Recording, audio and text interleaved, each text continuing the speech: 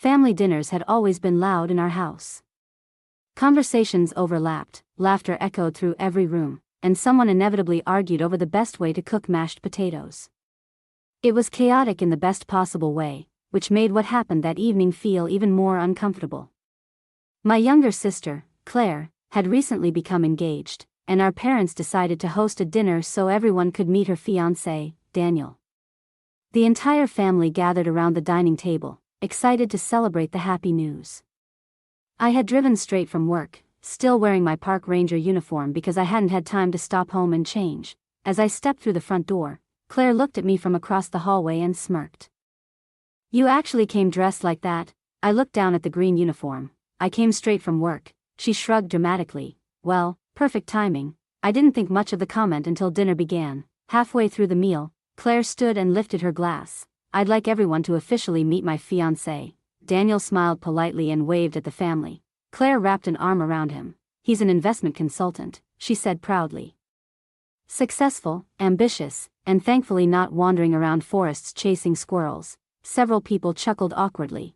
Then she looked directly at me. "And speaking of careers," she said with a grin, "meet my brother, the mighty ranger." She gestured toward my uniform as though introducing a comedy act. "I mean, honestly, who wears that to dinner?" A few relatives laughed politely, unsure whether she was joking or genuinely making fun of me. I forced a smile. "I came from work." "I know," she replied. "But still, every time I see that outfit, I expect you to start lecturing us about recycling." The room became strangely quiet. Our mother shot her a warning look. "Claire, what?" She laughed. "I'm only teasing." Daniel shifted uncomfortably beside her. He glanced toward me. "I'm sure it's an important job." Claire rolled her eyes. "I'm sure it is. Someone has to tell campers not to feed raccoons." More awkward laughter followed. I simply continued eating. There wasn't much else to do. Growing up, Claire had always enjoyed being the center of attention. She wasn't cruel by nature, but she often mistook sarcasm for humor, especially when she wanted everyone laughing. The rest of dinner moved on, though the atmosphere never fully recovered. As dessert was served, my father casually asked how work had been lately. I explained that we'd recently completed several trail restoration projects after severe storms had damaged large sections of the park. We had also helped coordinate the rescue of 2 lost hikers earlier that month. Daniel looked genuinely interested. "You were part of that rescue?" "Yes, I think I read about that," Claire interrupted before I could answer. There he goes again with his adventure stories. This time no one laughed, even she seemed to notice. After dinner, everyone gathered in the living room while coffee was served. Daniel wandered over and quietly introduced himself again. "I'm sorry about earlier. You don't have anything to apologize for." He smiled. "For what it's worth, I think your job sounds incredible." Before I could respond, my father joined us. "You know," he said, "when he was 12, he used to spend every weekend cleaning trash from hiking trails." Daniel looked surprised. "Really?" Dad nodded proudly. "Never asked anyone to help. Just did it because he loved the parks." Mom overheard the conversation. "He even used birthday money to buy birdhouses for the nature center." Soon my aunt joined in. "And didn't you help during those wildfires a few years ago?" I nodded. "Our team supported evacuation efforts." Daniel looked at me with growing respect. "You've done all that?" I shrugged. "It comes with the job." Claire remained across the room, unusually quiet.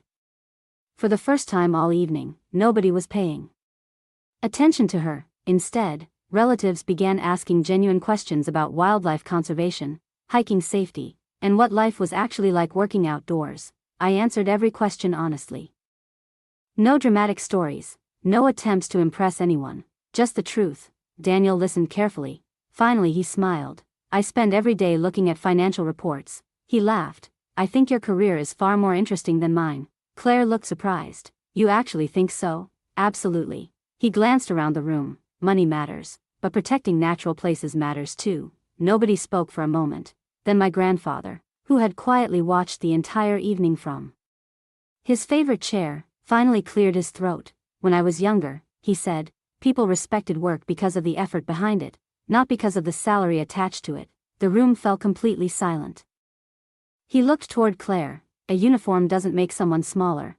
Then he turned toward me. "It tells people they're willing to serve something bigger than themselves." Those words carried more weight than any argument ever could. Claire lowered her eyes. Later that evening, after most relatives had left, She found me outside loading leftovers into my truck. She stood beside me for several seconds before speaking. "I owe you an apology." I looked up. "You don't have to, I do." She sighed. "I thought I was being funny, I know. But I embarrassed you." I smiled slightly. "You embarrassed yourself more than me." She laughed quietly. "Fair enough." For a moment we simply stood there watching the autumn leaves blow across the driveway. Finally she spoke again. "I've always admired that you knew exactly what you wanted to do with your life." I looked at her, surprised. "You never said that." "I guess I didn't want to." She shook her head. "I kept comparing careers instead of comparing character." I didn't know exactly how to respond, so I simply hugged my sister. The following weekend, she surprised me by asking if Daniel and I would take her hiking in the national park where I worked. During the walk, she spent hours asking questions about wildlife, forest restoration, and conservation projects. She admitted she had never realized how much responsibility came with protecting thousands of acres of public land. When we reached a scenic overlook, she looked across the mountains before smiling at me. "You know what? I think that uniform looks pretty impressive out here." I laughed. "It always has." She nodded. "I was just too busy looking at it the wrong way. Sometimes respect doesn't arrive through winning an argument or proving someone wrong. Sometimes it appears quietly, after pride fades and understanding takes its place." That dinner didn't become memorable because someone was mocked. It became unforgettable because one careless joke ultimately reminded everyone around the table that the true value of a person has never been measured by titles, expensive suits, or impressive introductions. It has always been measured by integrity, quiet dedication, and the difference they choose to make when no one is watching.